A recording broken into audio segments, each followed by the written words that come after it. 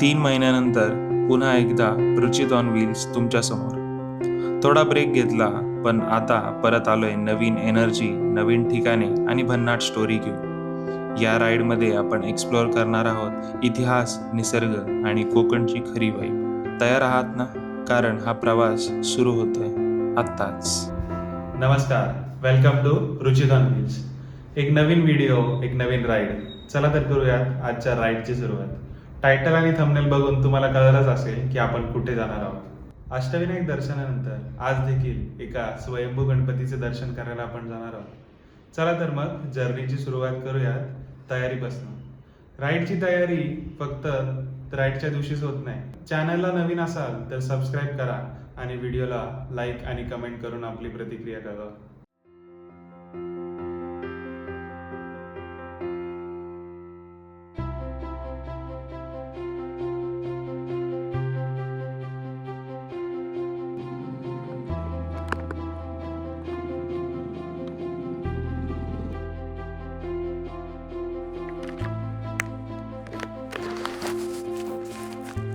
गणपती बाप्पा मोरया. चला तर मग सुरू करूयात आपली जर्नी.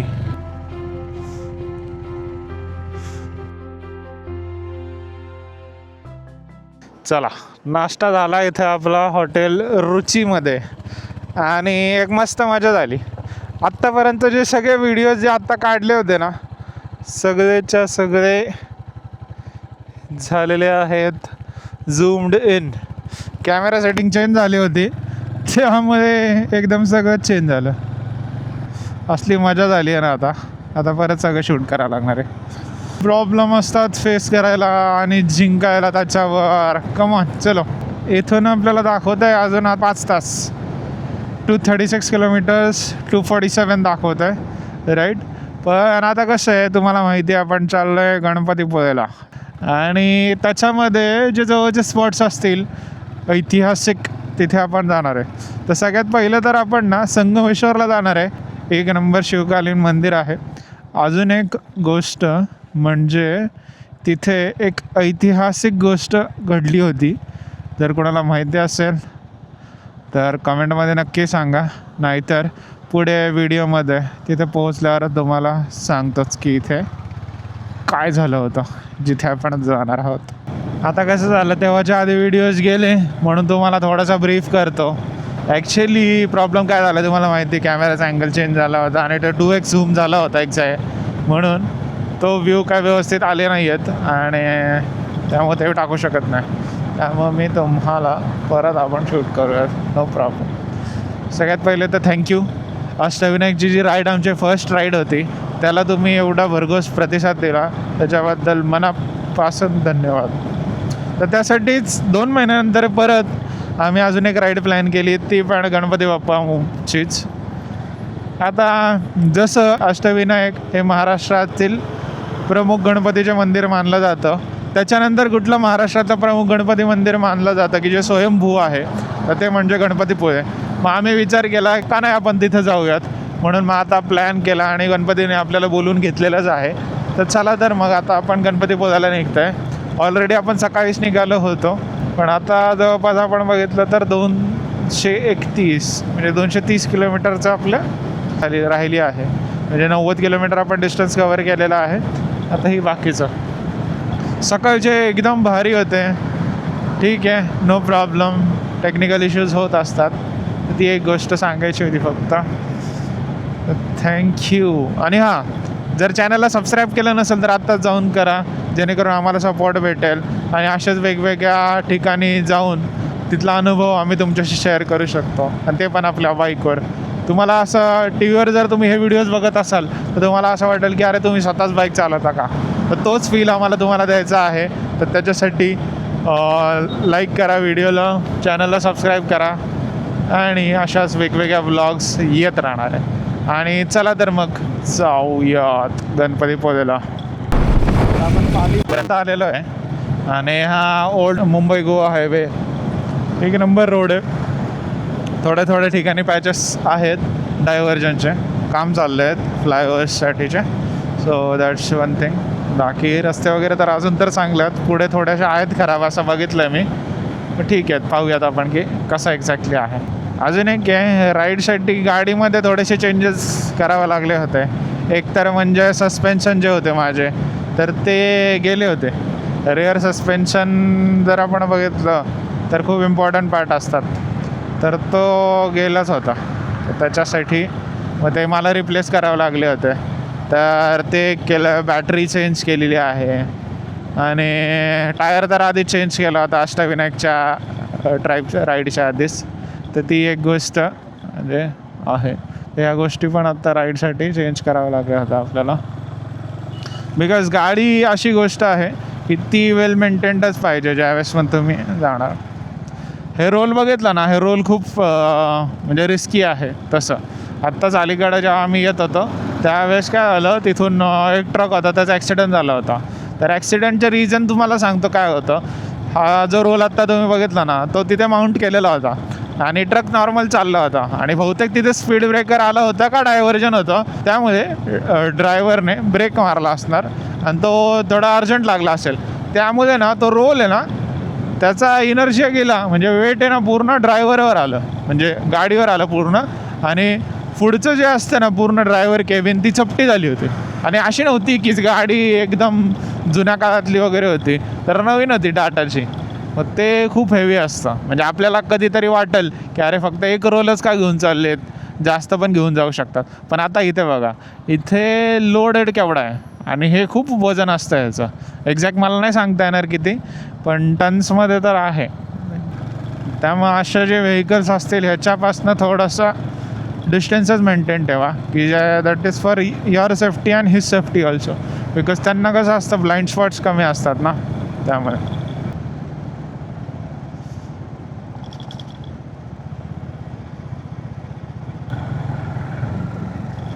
नवीन नाही, अजून चालू नाही झालं.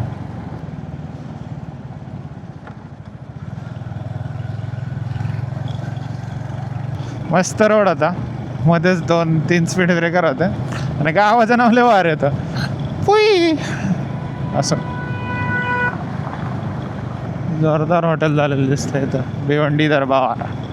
बऱ्याच ठिकाणी आपल्या इथं केड शिवापूरला पण आहे. राईडचे झाले आहेत 110 किलोमीटर. पणजी 415, रत्नागिरी 207 आणि आपली जर्नी दाखवते 207. म्हणजे आहे रत्नागिरीमध्येच आहे. ट्रॅफिक दिसतं इथं थोडंसं, रस्ता छोटा आहे त्यामुळे थोडं असेल ट्रॅफिक. माहीज फूड कोर्ट, वन वे, छोटासा रस्ता आहे. आता काय इथे जरा ट्रॅफिक आहे, पण इथनं काय होतं माहिती का, हे रॉंग साईडनी एवढ्या गाड्या जातात ना आणि समोर जाऊन मग तिथं जाऊन ट्रॅफिक होतं. तसं नाही झालं पाहिजे, बिकॉज समोरनं गाडी यायला पण वेळ मिळाला पाहिजे, जागा मिळाली पाहिजे. जर जागा मिळालीच नाही तर कसं करणार. So that's the thing. जावा आणि जाऊ द्या अशा टाईपमध्ये. एकदम प्रॉपर जॅम लागला आहे, अडकला आहे इथं. तर गॅप बघा, एकदम थोडंसंच गॅप आहे, पूर्ण ब्लॉक आहे. सिंगल लेन आहे, हेवी गाड्या आहेत, थोडं थोडं करून निघवणार आहे. सगळे गाड्या राईटला गेल्यात एकदम आणि ह्या साईडला पूर्ण मोकळं आहे. फायनली निघालो आम्ही माणगावच्या ट्रॅफिकमधनं. थोडासा वेळ लागला तिथे, बट पोलीस वगैरे होते त्यामुळे निघाला. विकेंडमुळेच असावा गर्दी. यश आता लागलो आहे आपण, तो मोकळा आहे रस्ता. Let's go. More 190 kilometres. ऊन वाढतं आहे पण ना हवा थंडी होती, दॅट्स वन थिंग. छान वाटतं आहे त्यामुळे, असं गरमी जाणवत नाही आहे. तेव्हा फक्त सिग्नलला होतं ना तेव्हा इंजिन हीट जाणवत होती फक्त, बाकी आत्ता गाडी चालवते तर काय आत्ता एवढं हीट काय जाणवत नाही. एव्हरीथिंग इज फाईन, मजा येते. नारळाची झाडं सुरू झाली दिसायला. कोकण आणि हॉटेलची नावं पण सुरू झाली. कोकण समुद्र, मालवणी तडका. मस्त रस्ता, सरळ रस्ता, नवघर.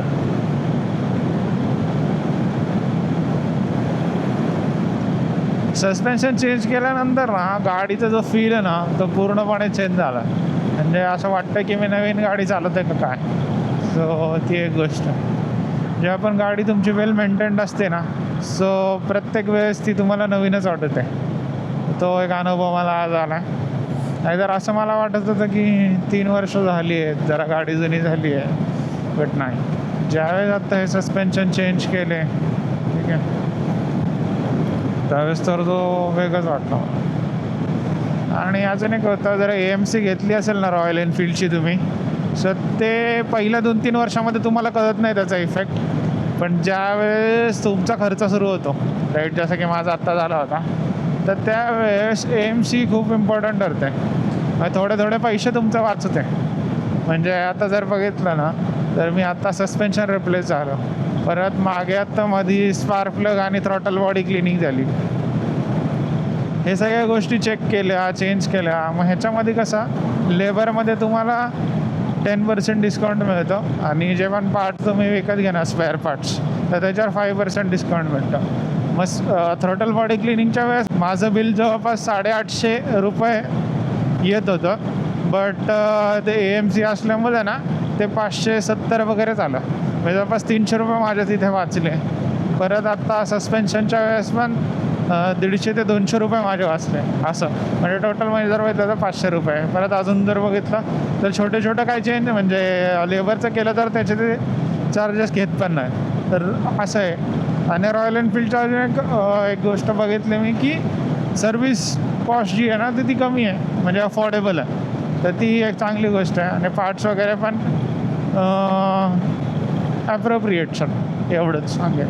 ॲक्सेसरीज त्यांचे महाग आहेत, पण जे स्पेअर पार्ट्स आहेत ना, तर ते अफोर्डेबलच म्हणू शकतो असं. तर ती एक गोष्ट आहे. जर रॉयल एनफिल्ड बाईक तुम्ही घ्यायचा प्लॅन करत असाल तर AMC घ्या. ती काहीतरी 3 सर्विस, 3rd सर्विस नंतर तुम्ही घेतात. पण सर्विसच्या वेळेसच तुम्ही त्यांना एक विचारून ठेवा की AMCचं, आणि जर जमलं तर एक्सटेंडेड वॉरंटी पण तुम्ही प्रेफर करा. बिकॉज त्याच्यामध्ये पण बरेच पार्ट्स कवर होतात. बिकॉज यू नेव्हर नो गाडीला कधी काय होईल, 2 वर्षांनी, 3 वर्षांनी, 5 वर्षांनी. त्यामुळं जेवढं पॉसिबल होईल तेवढं घ्या. आणि थोडीफार नॉमिनल अमाऊंट असते, म्हणजे वाटू शकतं आपल्याला जास्त, बट नंतरचे जे इफेक्ट्स बघता हे बघितलेलं चांगलं असं. म्हणून या 2 गोष्टी मला वाटतात, एकतर AMC आणि एक्सटेंडेड वॉरंटी. जमलं तर एक्सटेंडेड वॉरंटी. बंगला वगैरे मस्त बांधला आहे, मस्त हायवे बांधला आहे. साईडला दोन्हीकडं मस्त झाडं आहेत, मध्ये फुलांची झाडं लावलेत. एक नंबर. टोयोटा हायलक्स, मस्त गाडी.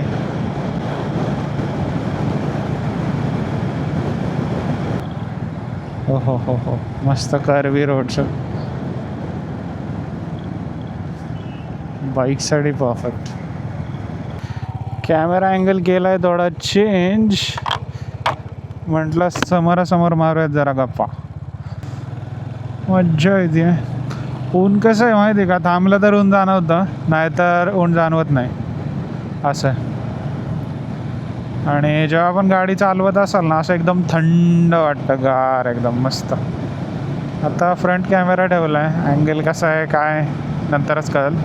बट या युज्युअल माझं जे ऑब्झर्वेशन आहे त्याप्रमाणे तर हा बरा वाटतं.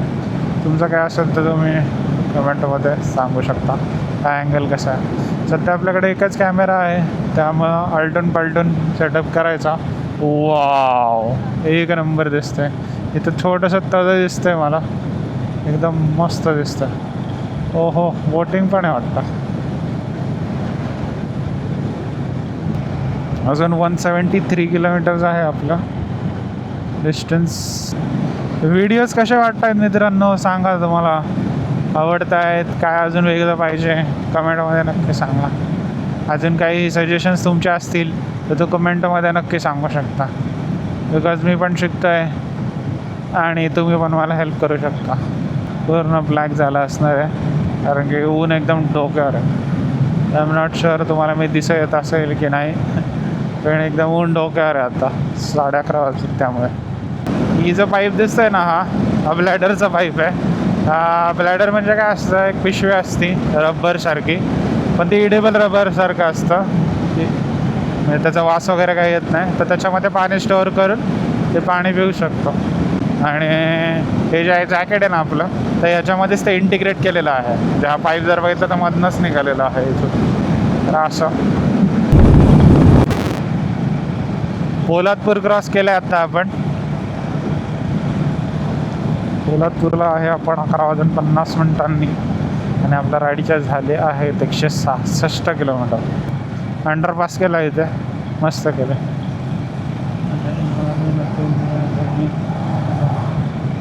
जिंदगी मस्त आहे, मोठा आहे टनेल एकदम.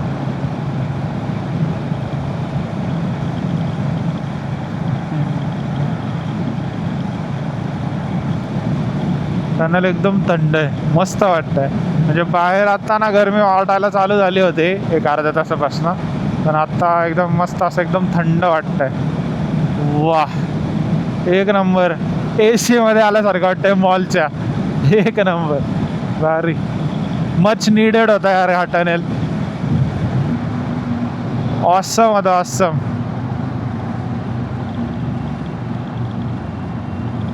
बोस्ते घाट चालू झाला आहे आता. इथून पुढे आहे असेल थोडा वेळ. आत्ता 200 किलोमीटर झालेत आपल्या आणि वाजलेत 12:20. आजचे 200 किलोमीटर झालेत. एवढा थकवा नाही वाटत आहे, फक्त ऊन थोडं लागतं आहे आता. अजून नाही एवढं, पण आहे. गरमी वाढली आता, जाणवतं आता चांगलं. म्हणजे एवढं पण नाही आहे, गाडी चालू असल्यामुळे एवढं फील होत नाही, पण थोडंसं घामाल्यासारखं होतं आहे आता.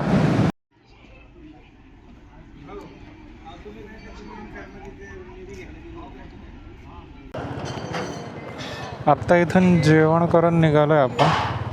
आता पहिले आपण संगमेश्वरच्या इथे जाणार आहोत, तर तिथेच डायरेक्ट जाऊ. तर इथून 1 तास अंतरावर आहे. ऊन आता एकदम पीकवर आहे, एकदम मस्त ऊन आहे आता. चला तर मग आता आपण करूयात संगमेश्वरकडे कूच.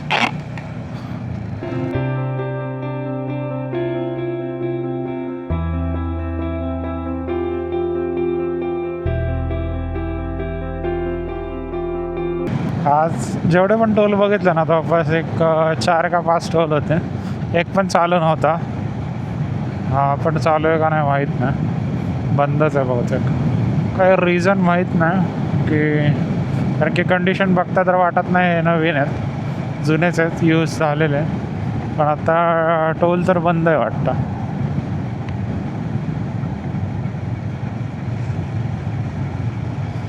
एक पण ठिकाणी नाही घेतलेलं. So that's one thing. कुणाला काही रिझन माहिती असेल तर कमेंटमध्ये सांगा बरं. हे बघा, हे पण रायडर्सच आहेत.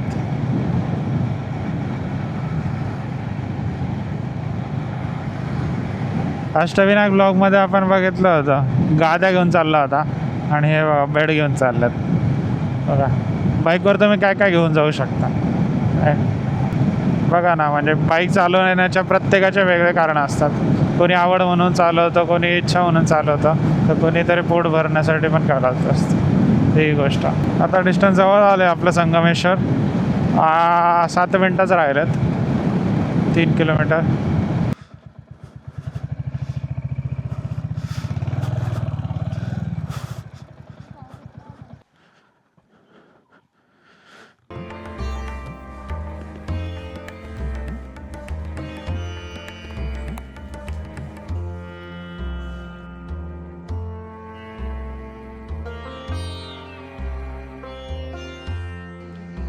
रत्नागिरी जिल्ह्यातील संगमेश्वर, जेथे अलकनंदा, वरुणा आणि शास्त्री नदींचा पवित्र संगम होतो आणि येथेच वसले आहे हजारो वर्ष जुने कर्णेश्वर शिव मंदिर. काळ्या पाषाणात कोरलेले हे भव्य मंदिर आपल्या अप्रतिम शिल्पकलेसाठी ओळखले जाते. असे मानले जाते की पांडवांनी अज्ञातवासात एका रात्रीत हे मंदिर बांधले आहे. पण इतिहास सांगते की चालुक्य राजा कर्णाने 11व्या शतकामध्ये याची निर्मिती केली असावी. या मंदिरात प्रत्येक कोरीव कामात देवदेवतांचे सुंदर मूर्ती आणि प्राचीन भारतीय स्थापत्याचे अद्भुत नमुना पाहायला मिळतो. निसर्गाच्या सानिध्यात असलेले हे मंदिर मनाला एक वेगळीच शांतता देऊन जाते. आता आपण या मंदिराच्या पुजाऱ्यांशी बोलणार आहोत आणि जाणून घेऊयात मंदिरामागील अजून काही रंजक गोष्टी. हात हातोडा छनिंदर केले, त्याला लोखंड लाकूड सिमेंट मशिनरी वापरलेली नाही बघा. एकावर एक दगड ठेवले, दात खाची आहेत, त्याला इंटरलॉक बोलतात. पलीकडे सूर्यदेव आहेत, म्हणून सूर्यपासून कुंतीपुत्र कर्ण, कर्णाचं कर्णेश्वर, पांडवांचा मोठा भाऊ कर्ण, 5 पांडवांची 5 ठिकाणी 5 ताट आहेत बघा. पुढे 1, हे 2, 3, 4 आणि देवाच्या खाली 1 आहेत. त्यानंतर हे 4 खांब बघा, 4 खांब अखंड दगड आहेत, प्रत्येक खांबावर देव आहेत बघा.